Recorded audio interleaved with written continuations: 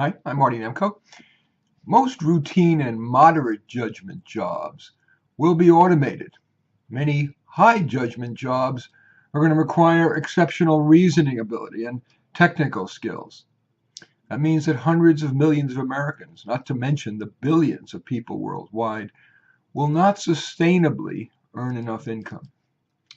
Most of them are going to live very modestly, maybe relying on a guaranteed basic income. But even if that supports them, they're going to lack the satisfaction of a job, being productive, being needed, being appreciated.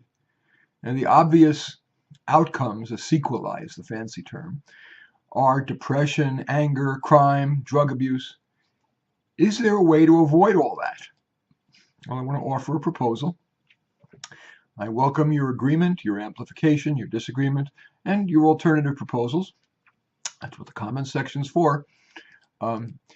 I believe that the government and private sector should undertake a PR and education campaign to promulgate 5 ways that the aforementioned many millions of people could be more appreciated and more understood. First is what I call the assistance army. Rich people buy time by hiring assistants.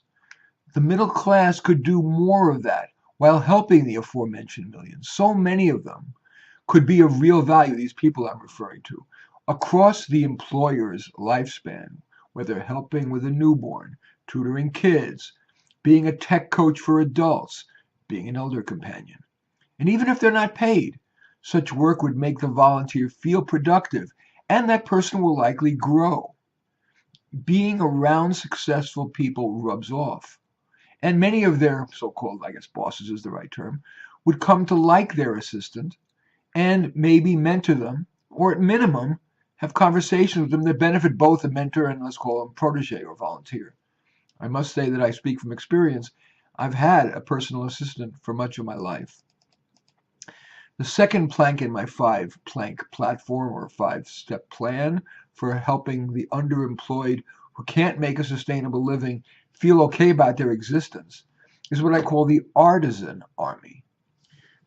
Really, if we're honest, doing art is rarely remunerative.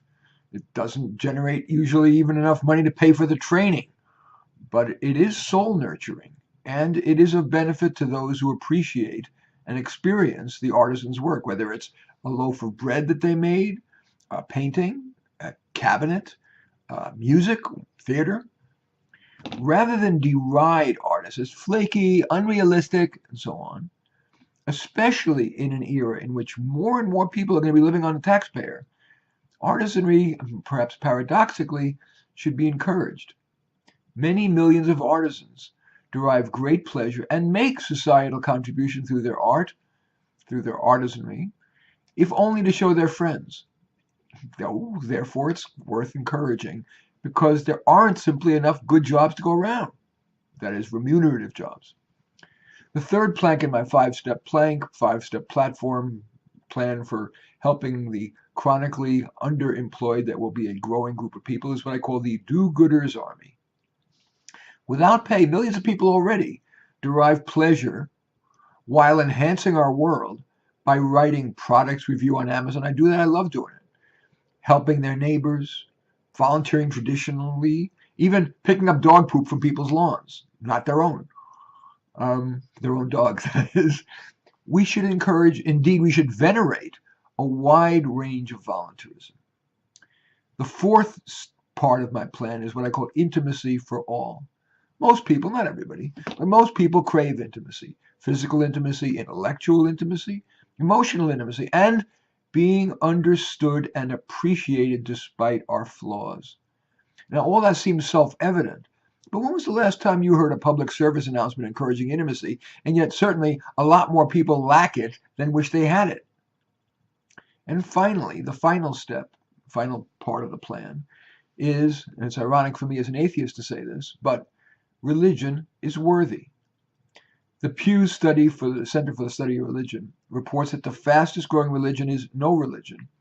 But whether you believe in a deity or not, religion does provide community, which most people like and benefit from, and religion provides beyond quotidian pro-social values. Organized religion should be encouraged not, as the intelligentsia often does, ridicule it. So what do you think? Might this be a worthy plan for addressing the growing underemployment, it will be massive, that we're going to face? Or do you have a suggestion for improving the plan? Do you have a different plan? Or do you believe that enough decent paying jobs are going to be available for the foreseeable future? I'm Marty Nemko, and thanks as usual for watching.